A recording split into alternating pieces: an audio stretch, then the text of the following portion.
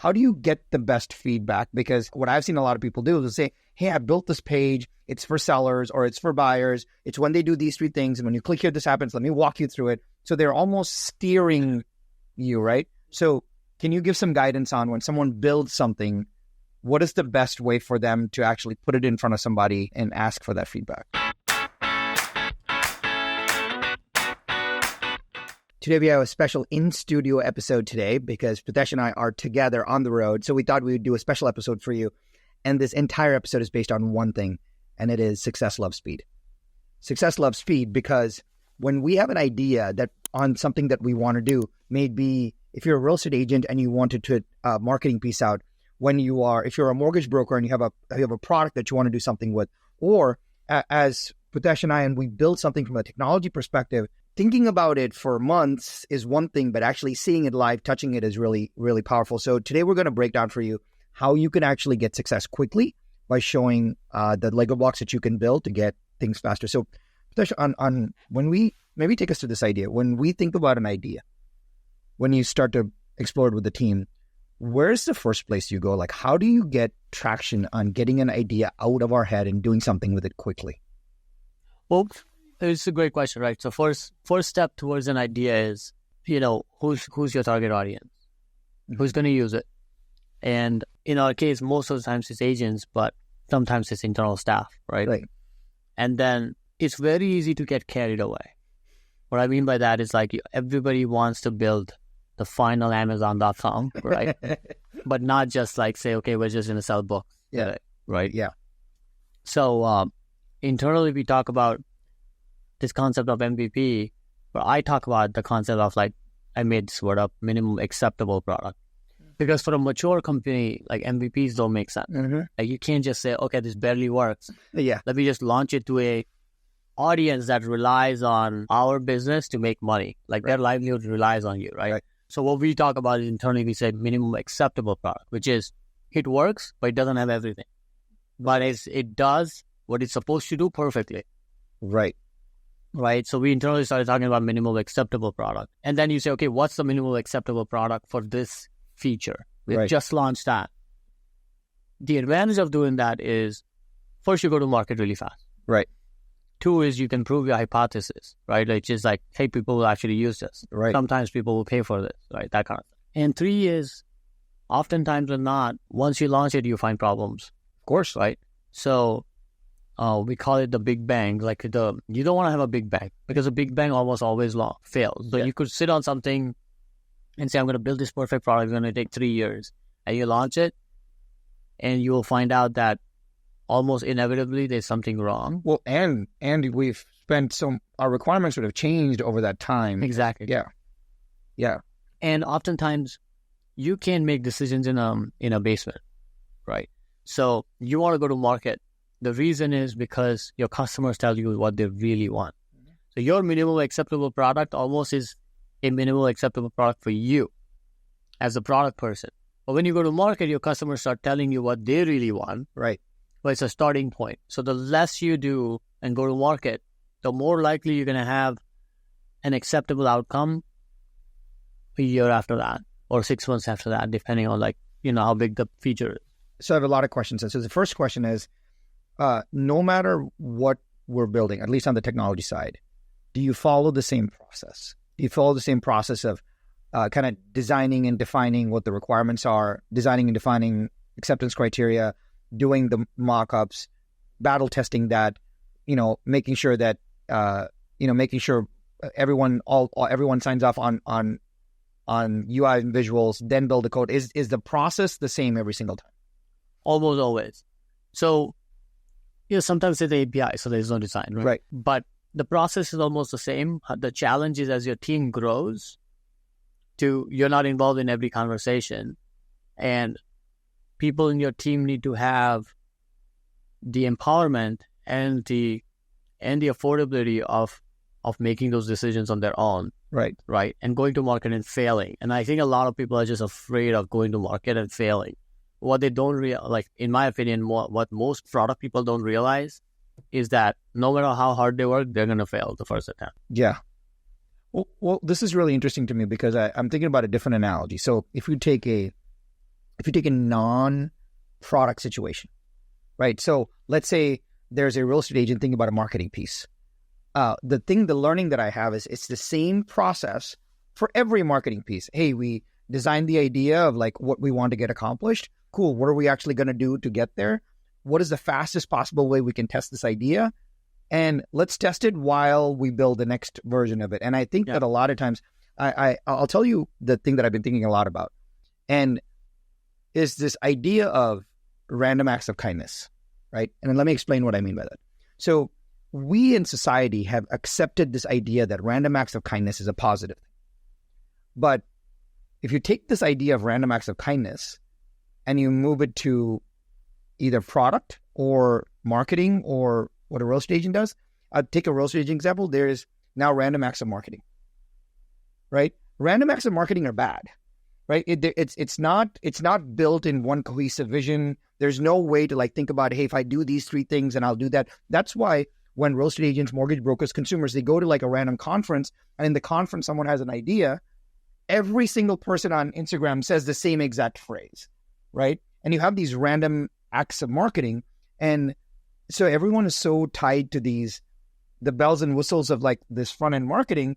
There's no cohesive strategy on the back end, right? And so, So my question for you is, when you get an idea and you follow the same process to develop it and see it through, how much of the time is spent saying, hey, should we even be building this? Yeah, I think it's spent with a different team. So in my scenario, like what would end up happening? Like, the first discussion is, hey, why are we building this? And the why are we building this is typically not with the internal team. Typically, it's with the external team, like the business team, who comes with the problem in the first place, saying, hey, this happened in the industry. We need to have a product that does something along these lines, right? The step after that is something we talked about in our previous podcast, which was setting up the KPIs. What does success look like, right? And then you translate success into revenues, and you say, this is how much potential revenues attached to this feature, if it is. And then we ask ourselves, is this enough? Right? Because sometimes you spend $200,000 to make like $10,000 a month. Like, it makes no sense, right? Yeah. So then you say, is this enough? And then after that, you say, what's the least amount of work I can do to get there? Yeah. So that we can test this out. Yeah. Like an effort to result ratio, right? Exactly. Yeah. And so let me ask you this. If you take away your product hat, let's do a non-product example. Not everything that is done either on a consumer side, mortgage side, agent side could have a revenue impact. Sometimes it's just hey, I'm going to do this to build brand, etc. Do you believe that if I, Sharran, the real estate agent, am going to do something, before I do it, I should say, I'm doing this to achieve X. And after it's launched, I need to be very honest with myself about it, right? Like I call it the be honest when you stand on the scales in the morning. Like you got to stand on the scale in the morning. You got to read what the weight is, and you got to do whatever. You're like, if you're up, then you're going to eat a salad that day. If you're down, then you're okay, right?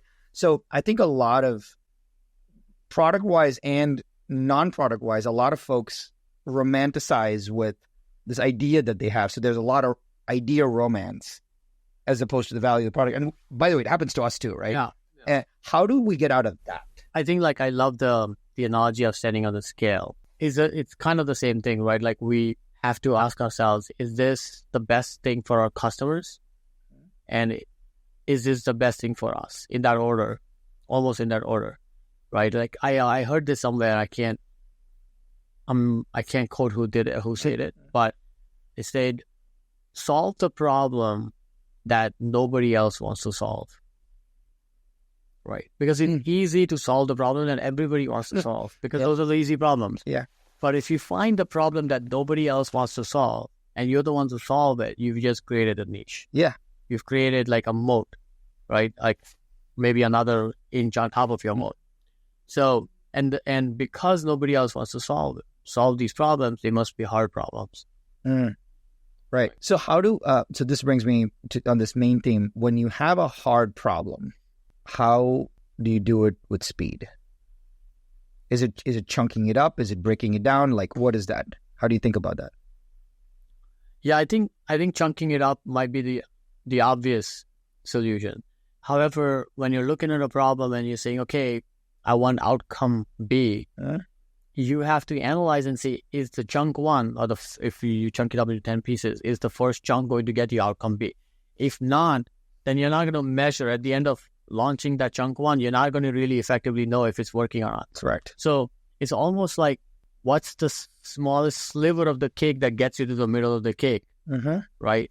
Or like in the watermelon, the sweetest part is in the center. Like, what's the smallest cut that you can get to the center and eat the sweetest part, right? So I feel like maybe a horizontal sliver where you say, what's the happiest path from point A to point B, which is the easiest path to go down, and it will only do one thing. But if that one customer that ends up using that feature at one time and lands on that happy path, we get to know if it works or not. That type tests your hypothesis. Yeah. Right? So and then feedback. You have to be, as a product person, I always like ask our team to be careful with feedback, because feedback is oftentimes feature requests. Give me an example. So if you take a minimum acceptable product, you cut corners. You didn't build a bunch of stuff that needed to be built. Right. So what's the feedback going to be like? Hey, I want that you just didn't build. Yeah. Well, that doesn't mean that you shouldn't launch what you have. So that just means you put it on the list of things you got to build. Yeah. The feedback you're looking for is why what you have is not good. Right. And it cannot be a feature request. And that's the key, is to truly, when you're interviewing someone, you cannot spoon feed them a response. However, when they're giving you feedback, you ask yourself, is this a rejection of what I have? Or is this, hey, give me this other feature that's not in your current feature set? Yeah. That's a soup that takes skill to like discern what that is. It takes skill, and like it really takes, I think it takes years and years of rejection to not take it personally. Not take it personally. Yeah. Because every product manager that I know of goes defensive out of the gate, saying, what I built, it took me months to build this thing. And in some portion in their heart somewhere, they know that, they can't handle any kind of rejection on this. Yeah. Right. Because they poured their heart and soul into it. So this brings me to something very interesting that you're sharing. So internally, we have built a pretty evangelistic group that is tied to you on ideas, feedback, etc. So a couple things about this group. One, there is a code of conduct in this group, because you're like, hey, if you're in here, you're going to do X, Y, Z. So everyone in there is culturally aligned with the product, with giving feedback, with the development cycles, etc. And the second is, when we build something, that group looks at it first in a lot of ways. And so they've seen so much iteration that they're able to be in the flow and give feedback, right? So my question is, how important is a test group for speed? It's extremely important. I think you should have your loyal evangelists. Evangelists do two things. One is they help you with the signal-to-noise ratio on your broader customer. So when there is a lot of negative comments or negative reception to some feature, there's some defense built into it. So at least you can control the noise. Because oftentimes, like, only 1% of the people complain, right? Like yesterday, for example, I'll give you an example. Somebody who had like feedback on our signature product. Yeah, right? I saw it. And the feedback is right, right? That person in that moment is frustrated and writes that feedback, right? Which is, in my mind, a feature request, right? It's an important feature request, but it's a feature request. Right. But how do I not personally feel bad about it? So what I do is I go to the dashboard and I say, how many documents were signed yesterday? The answer is 1,400. So something has got to be working if we got 1,400 documents signed yesterday. Right.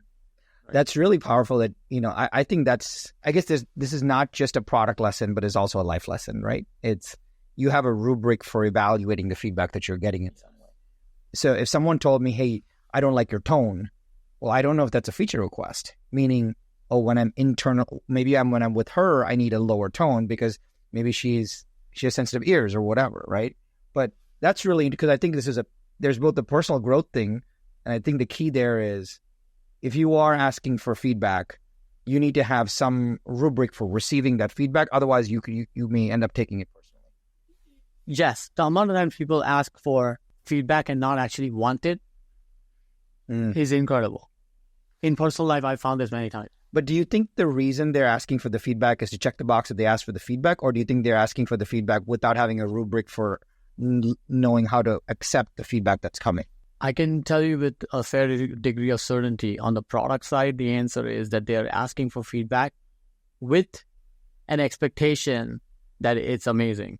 They want validation. They want validation. Got it. But in personal life, most of the times I feel that, when people ask for feedback, they're hoping for some kind of empathy and validation. That's right. Yeah. Right. And only the truest of your close network can actually handle the real feedback. Right. Because they're not expecting you to be honest. And it's yeah.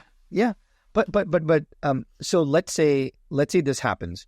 We go through this iteration cycle. You show it to a product group. It's not received well. Like, they are confused. They don't know what to do next.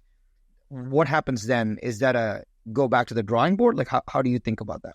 Well, it could be going back to the drawing board. Hopefully it's not that bad. Most of the times, it's more along the lines of, hey, this, I didn't understand this English sentence, or I didn't understand the screen, or I didn't understand the button, or I didn't understand.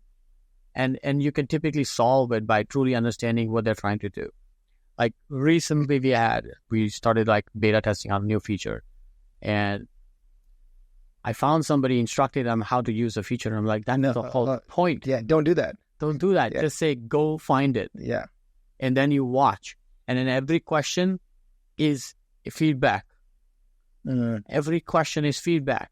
Where is this? That's feedback. They couldn't find it. Right? Oh, do I have to create a folder before doing this? That's feedback. Document it. Put an eye icon. Something. Right? The more you tell them, the less you're going to learn. So you almost have to throw them in there and say, give them a high-level concept. You can now do this, and let them do it. I used to watch them do it. Yeah. I used to record screens. Yeah. And then watch screens, hours and hours of screen recording to see where the mouse is going. Yeah. Right. But again, it's sometimes you get caught into go fast and, speedy delivery versus, okay, do I watch every mouse recording? So, you want to go from point A to point B as quickly as possible, but when you're at B, you want to take that feedback really seriously. So let's do a non-product thing on this. So I go to an event, I get a marketing piece, and I'm like, I see a marketing piece on stage, I'm inspired, I build a marketing piece, and I have my mastermind group. Talk me through this idea. Would I take this marketing piece and say, hey guys, I built this piece.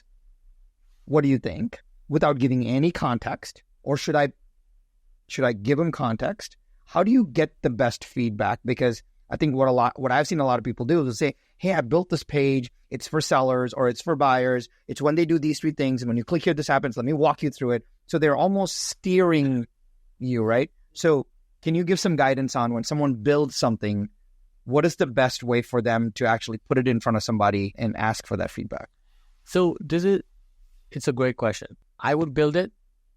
And then I would, before I build it, I define my target audience, right? So say this thing is for buyers, this thing is for sellers, this thing is for renters, right? Yeah. Whatever.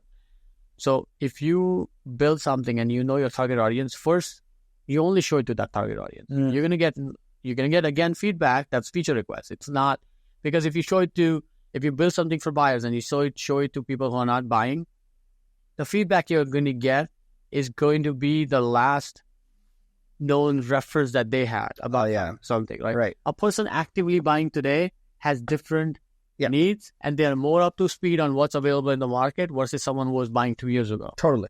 Right. So I would really be very careful about who I ask for feedback. Well, once you do ask for feedback, you don't guide them. You say, hey, if I build something for buyers and if I know that person is actively buying, I would just send them a link on the phone and say, what do you think? That's it. Mm-hmm. Yeah. So this brings me to the next question on, there's probably a lot of folks that are listening are thinking about, hey, I have this idea for a startup. Sometimes I build a mock demo to show an investor. But then when they show something to an investor, and you know how investors are, like we know it, they rip it up, right? Yeah. How do you pre-frame something for an investor? Is that different than how you frame it for your target audience? Yeah, investors it's a completely different ball game, right? So the investors, if you see what's their outcome, They want to see if there's viability in this in some way. if they want to see if their money is going to go.